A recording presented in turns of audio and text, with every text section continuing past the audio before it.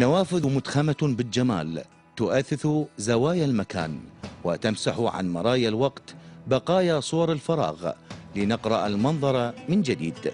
والله هذا المعرض ان شاء الله يعج ان شاء الله يعني بالصور اللي شفناها واللوحات اللي معروضه والتكنيك اللي موجود والطلب اللي عرضوا هذه يعني الصور اللي يعني عرضوها حاليا. والله كلش حلوه عجبت يعني كل المتلقين من اعمال تجريديه او واقعيه او يعني التكنيك اللي يستخدموه من الدخان او يعني الماكيتات اللي هم يستخدموها. ان شاء الله كلش حلوه تعجب الجمهور المتلاقي ان شاء الله. والله المعرض جميل جدا بإعادة الفنانين الشباب والأخوة اللي اشتركوا من جميع المحافظات.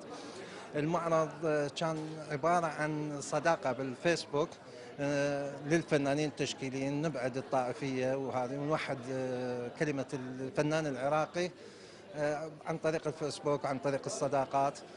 فبعد ما انجمعنا وصارت لنا جروب جميل يعني ما يقارب ال 50 60 فنان، حاولنا انه نثبت هذا الشيء بعمل لطيف هو اقامه المعرض. فشوف اكو بعض الفنانين جايين من خانقين، من دياله، من السليمانيه، من النجف، من الكوت، من الديوانيه، يعني توحدنا تحت خيمه هذا المعرض باسم العراق ان شاء الله الموحد اللي يبقى دائما وحده واخوه بيناتهم.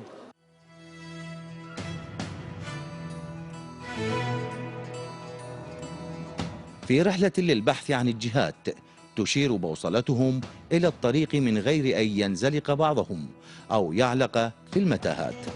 استطاعت مجموعة من الفنانين التشكيليين استثمار شبكة التواصل الاجتماعي فيسبوك لتنظيم تظاهرة إبداعية تشكيلية في خطوة حضارية أولى أطلقت على نفسها نوافذ جمالية.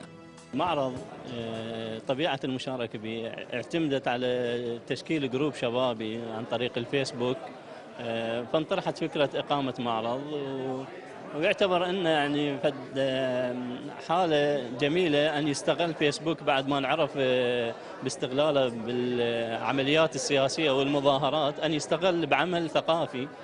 فانطرحت الفكرة ومجموعة نوافذ جمالية يعني كلها رحبت بالفكرة والفنانين جابوا أعمالهم وكانت أعمال متنوعة كل فنان إلى رؤيته. فكان المعرض يعني الحمد لله بشهود الموجودين فد مستوى جيد ومن الله التوفيق إن شاء الله. احنا نحاول نضيف للمساحة العراقية وللإبداع العراقي فد نافذة إضافية إلى مجمل نوافذ المبدعين العراقيين المعروفين على مستوى الصعيد العالمي والمحلي. طبعا أنا كلش فرحانة لأن الفنانين يعني سووا جروب وعن طريق الفيسبوك إقام هذا المعرض. ف ويعني فرحانة أكثر لأن استغلوا الفيسبوك باستغلال كلش حلو طبعا، اتحادهم وعرض اللوحات الفنية، هذا فالشيء كلش حلو طبعا.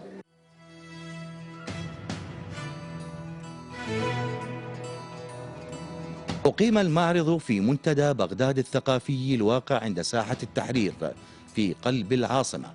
شارك فيه عشرات الفنانين والفنانات التشكيليين من مختلف الأجيال والاتجاهات والمذاهب الفنية التشكيلية. وضم المعرض لوحات تحاكي الأصالة والمرأة والحرية والصراع للواقعية والتجريبية والتكعيبية في رحلة البحث عن الخلود. جروب احنا اجتمعنا على الفيسبوك، سوينا هذا المعرض احنا الاصدقاء والحمد لله شفت معرض نجاح. انا اختصيت بلوحتين المتاهات اللي جمعت رودان، فنان رودان، بس انا دخلت هنا المتاهات المربعات بالشيء الجمالي. هنا عندك اللوحه الاولى تحكي على اصاله الخيل وجماليه الخيل اللي يتحاكى به الشعراء والفنان بصوره عامه والشاعر والرسام. ما زال الخيل هو تقريبا بالصداره بالمعارض وبالشعر. طبعا المعرض كلش حلو، تناول مواضيع جميله كلش، يعني نشوف مواضيع بعيده عن الطائفيه، عن التجاذبات السياسيه اللي بدنا نشوفها بالبلد. يعني فد اشياء تناولت الطبيعه، العلاقه بين الرجل والمراه بالحاضر وبالماضي، ويعني التطور اللي جاي يصير بالفن التشكيلي، اضافه الى ان هناك اختراع جديد ابتكره فنان عراقي اللي هسه احنا شفناه ولاول مره يصير بالعالم، يرسم على يعني بطريقه دخان الشمع.